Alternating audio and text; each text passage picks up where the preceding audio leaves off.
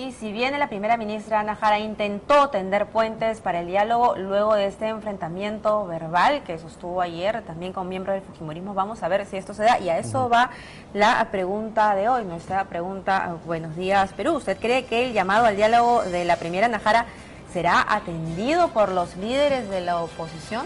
Lo cierto es que hay una situación muy crítica. De hecho, el Comercio hoy nos entrega una declaración a la salida del Congreso de la primera Ana Jara en la que, entre líneas, no descarta, ojo, no descarta renunciar al primerato. Ella dice, si en vez de sumar resta, pues ella tomaría la decisión de irse. Y bueno, y si se trata de irse, yo creo que después de lo que publica hoy Correo Semanal, pues debería pensarlo muy bien, porque fuentes del propio gobierno le han entregado a esta revista importante documentación, gravísima documentación, que lo que revela es que se armó un expediente contra la Premier. Así es, y con el único fin de desacreditarla. Por ejemplo, se consigna en este expediente, que de acuerdo a la publicación habría sido elaborado por la propia Dirección de Inteligencia, que orgánicamente depende de la PCM, pero que solo reporta al presidente de la República, que la jefa de prensa fue contratada como jefa de imagen, pero solamente tiene grado de bachiller, un memorando enviado a la Oficina de Administración con tarjetas de Cencosud por un valor de 75 soles, pero no lo permiten las normas, documentos a una invitación personal de la PCM para celebrar la Navidad en Huachipa, a la cual llamaron taller, y los sueldos del personal de confianza de la primera Ana Jara, que en muchos casos supera el sueldo del propio presidente de la República.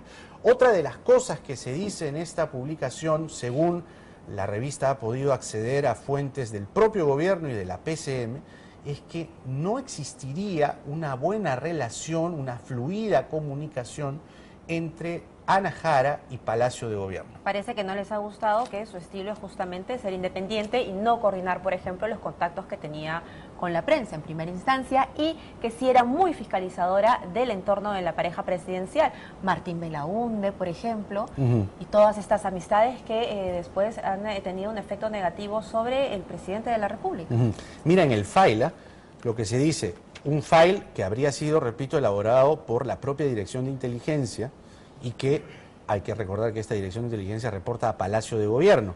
Se señala en este file que la PCM no actúa con discrecionalidad respecto al puntaje o contraprestación de los sueldos del personal de confianza de Ana Jara, pues estos se encuentran establecidos en una ley. Es decir, todo un paquete, ¿no?, de documentación, ¿no?, de boletas de pago, claro, si bien que no hay que perder... lo que hacen, perdóname, es justamente decir, mira, está gastando más, mira, está yendo contra las normas, mira, qué mal. Exacto, no hay que perder de vista el contenido porque tendría que contrastarse esa información, pero lo que revela en realidad es que desde el seno de Palacio de Gobierno lo que se ha elaborado es un file que se ha filtrado a la prensa para desacreditar a Ana Jara. Bueno, y están aquí 3 congresistas, está Juan José Díaz Dios, Verónica Mendoza y el congresista Josué Gutiérrez, a quien inicialmente no habíamos invitado, pero él ha venido al canal y nosotros encantados de la vida de recibirlos. Así que a los 3, muchísimas gracias por estar aquí. Muy buenos días. Yo creo que esta publicación merece sus comentarios, porque estamos hablando, después de la presentación encima de la primera Ana Jara, con todo lo que ha ocurrido ayer, un file contra la Premier. O sea, ¿de qué clase de escándalo estamos hablando? Si es que podemos llamar escándalo, si es que podemos llamar crisis.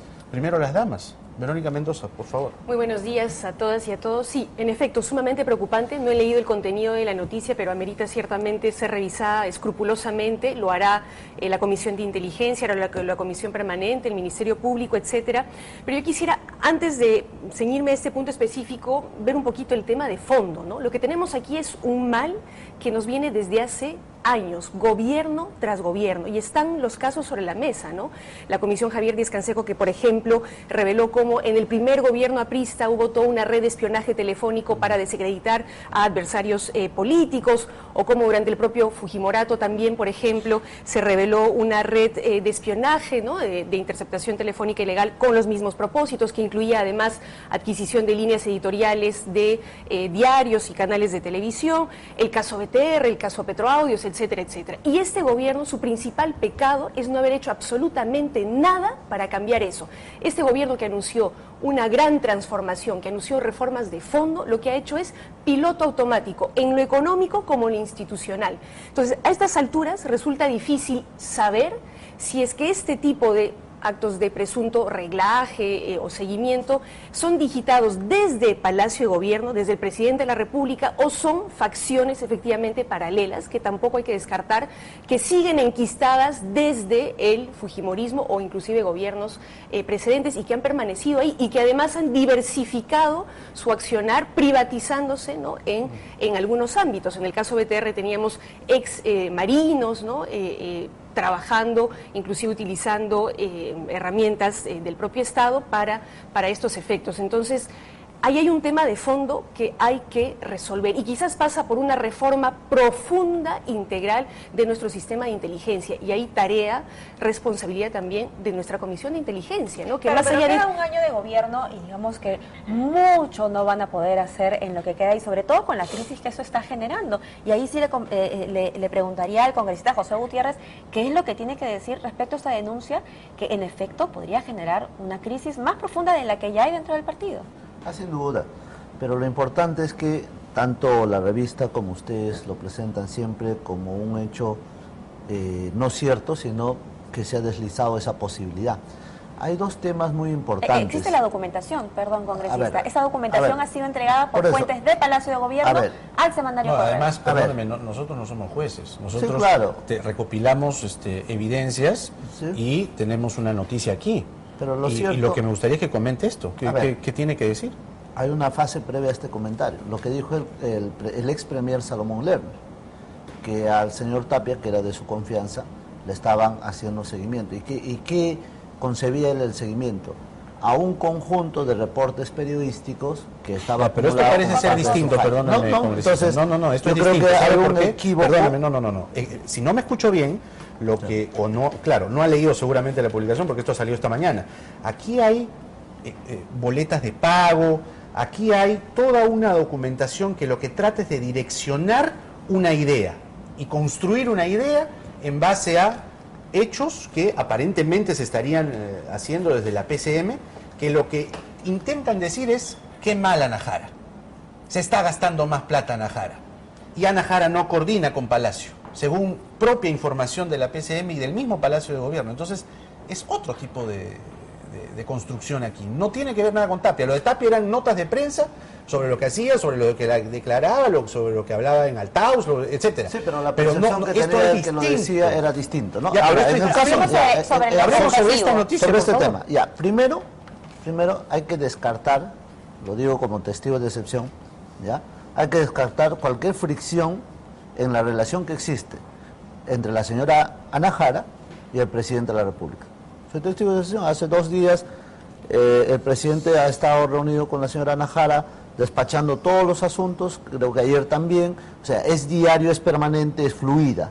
No hay un tema de que no pase usted de acá, no, más bien todo lo contrario, hay una íntima relación laboral y de responsabilidad funcional.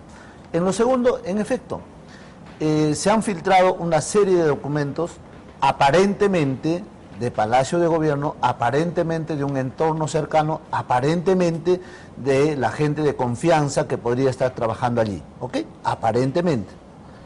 Todo esto ya es parte de una investigación a nivel del Ministerio Público. Todo esto seguramente va a generar un criterio de valor o una opinión por parte de la clase política, y necesariamente lo que podemos y lo que debemos hacer es circunscribirnos a un hecho de objetividad.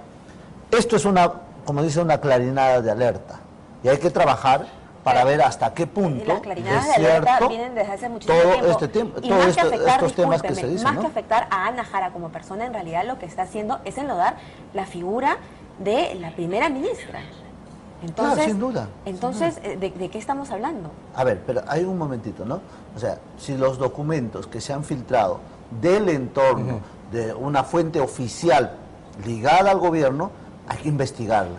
Porque lo que ha señalado la Premier es algo que para todos no es ningún secreto. Muchos de los que están trabajando en Palacio de Gobierno, muchos de los que están trabajando en PCM, por no decir la gran mayoría, el 95% o 98%, ¿Ya? son gente que han tenido continuidad. Lo que ha dicho Ya, Eso pero lo quiere que decir, justamente ¿no? se Bueno, dice no, por eso, es lo que ha dicho Verónica a ver, es pero cierto, vamos ¿no? a los tiempos también, porque Sí. lo que dice la publicación es que el personal de Ana Jara es de confianza de Ana Jara. De hecho, la jefa de prensa Raquel Palomino no tiene continuidad, ella viene de la Defensoría del Pueblo, de Salud, y luego después ha recalado aquí. Congresista Juan Díaz Dios, ¿qué tiene que decir sobre esto? ¿Qué comentarios sobre esta presunta operación Jara, como titula Correo Semanal? ¿Qué tal? Buenos días, gracias por la invitación. En primer lugar, yo creo que hay que recordar lo que tú bien has dicho. La DINI reporta solo y directamente al presidente de la República. Yo la lectura que tengo es que el presidente de la República no confía ni en su sombra, así es que está mandando seguir hasta su propia gente de confianza como es la señora Ana Jara. Más allá de ya se investigará cómo es que algún personal de la DINI que de repente tiene algo de decencia y quiere que está en contra de este tipo de prácticas, lo esté difundiendo a algunos medios de comunicación. Ahora, lo que sí me alegra es el cambio que estoy escuchando en la versión del oficialismo respecto a que estos temas se tienen que investigar, porque ayer, y ustedes han hecho el resumen perfecto de la presentación de Ana Jara inicia con un discurso diciendo no hay absolutamente nada irregular en ninguna de las denuncias y pide, de manera rara, en un primer momento no entendíamos por qué, que sea el señor Briceño, actual jefe de la DINI, que tiene 3 semanas en el cargo, el que haga la exposición de los hechos respecto a Marisol Espinosa, y no resulta pues con todo un cuento del terrorismo islámico, que eso fue lo que motivó el seguimiento a 180 metros de la casa de Marisol Espinosa, y que es mentira lo que decían los medios de comunicación de que el segundo agente de la DINI salió huyendo, se escapó. Entonces hace un PowerPoint... Perdón, en el parte policial. Ahí voy, o sea, en el PowerPoint que presenta Briceño y que se supone que Ana Jara ha revisado esa presentación, porque si no, no pediría que el jefe de la DINI haga esa exposición, claro, hace una presentación de 1 segundo y medio más o menos del parte. Entonces, lo que no pensaban ellos es que íbamos a conseguir ese parte policial y se lo leemos pues a los presentes. Y es ahí donde mi participación no falta respeto a la Premier, sino que señala, hay una contradicción tremenda. Una primera, en el mismo parte donde señala de que el motorizado, parte de la escolta de Marisol Espinosa, estaba al frente de la casa y de por Marisol eso Espinosa. lo de comprensión lectora y esto no fue el que le dice único usted. ataque a mí, al partido, Ya. o sea, nos convoca un diálogo, claro, pero nos insulta Justamente cuando es eso. descubierta la contradicción y la mentira. Solo es ahí donde Ana Jara cambia de discurso o de versión y ahora nos dice, bueno, mi palabra no es misa, en todo caso que lo investigue vamos ahí, el vamos ahí, Ministerio Público porque y la Comisión de la Inteligencia. Premier Ana Jara está convocando a un diálogo, pero hay cosas que acá, como esta denuncia, pues debilitan, digamos, el contexto del diálogo, además recordando estos ataques a la oposición, en fin, y una oposición que parece estar cerrada al diálogo. ¿Cuál es el futuro inmediato para usted, congresista Mendoza? Retomando su frase de vamos al fondo del asunto. ¿Dónde vamos? ¿Hacia dónde va el gobierno? ¿Hay un cambio de gabinete inmediato? ¿Debe ser incluida la oposición? ¿Qué opina? Hace falta recomponer el gabinete sin lugar a dudas, más aún con esta denuncia. Esperaremos las declaraciones de Ana Jara al respecto. Sin embargo, para poder abrir un diálogo franco, tiene que haber sí o sí recomposición en el gabinete. Y tiene que haber, a mi juicio, yo, digamos, más allá de esta denuncia particular, hubiera mantenido a Ana Jara, pero bajo la condición de empoderarla en su calidad de presidente del Consejo de Ministros, porque la han dejado sin piso, ¿no? ¿Eso qué significa? ¿Que otros ministros se retiren? Tendrían que retirarse otros ministros. Claro, pero no solamente tendría que haber cambio de ministros, en particular el ministro Urresti, que solamente abona a la agresividad, a la diatriba, a la criminalización, además. sino en el Ministerio de Economía y Finanzas, la producción, el Ministerio de Trabajo, que no han sabido leer, ¿no?, políticamente lo que estaba pasando con el movimiento juvenil, alrededor del tema del régimen laboral juvenil, etcétera. Tiene que haber recomposición. Yo hubiera mantenido a Ana Jara, y quiero precisar por qué. Ahorita hay comunidades indígenas tomando pozos petroleros en Loreto. Sí, sí, sí. ¿Por qué?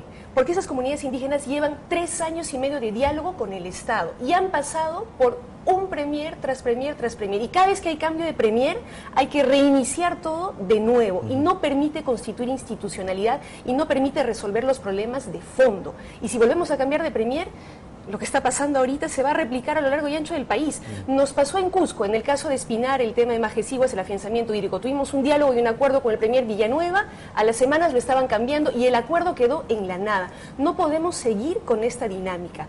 Yo hubiera apostado por reempoderar a Ana Jara, hacer cambios en el gabinete y además precisar cuáles son los términos y los mecanismos para este supuesto diálogo, porque diálogos, entre comillas, los hemos tenido.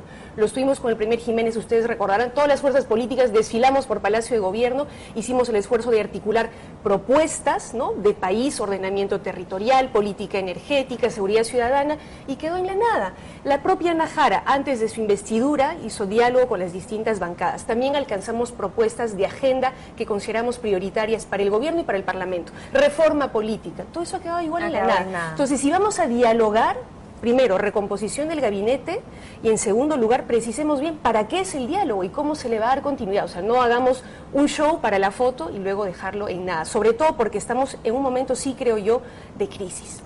Y todos tenemos que contribuir a salir de esta crisis poniendo por delante los temas importantes del país. Usted ha dicho una palabra clave, empoderar a la primera ministra. Le pregunto al congresista José Gutiérrez, ¿por qué esto no se ha hecho antes si es que realmente el presidente Ollanta Humala desea que ella siga siendo primera ministra? Esto lo debió hacer hace bastante tiempo. A ver, la Premier está empoderada. La Premier tiene un concepto... Esa es una visión muy personal. No.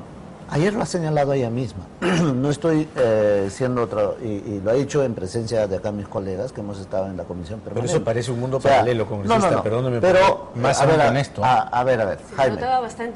Jaime. Lo que la Premier ha señalado ayer es de que ella evalúa a los ministros constantemente y va a proponer, y no ha dicho nunca, yo he propuesto su cambio y no me han hecho caso. Eso sería dejarle sin piso. No, ella ha dicho, yo estoy evaluando, me atreveré a proponer porque es una evaluación constante. No lo ha hecho hasta ahora. Pero eso lo ha dicho ayer después de un camino ya en el que su figura se viene desgastando. Y le están jalando la alfombra.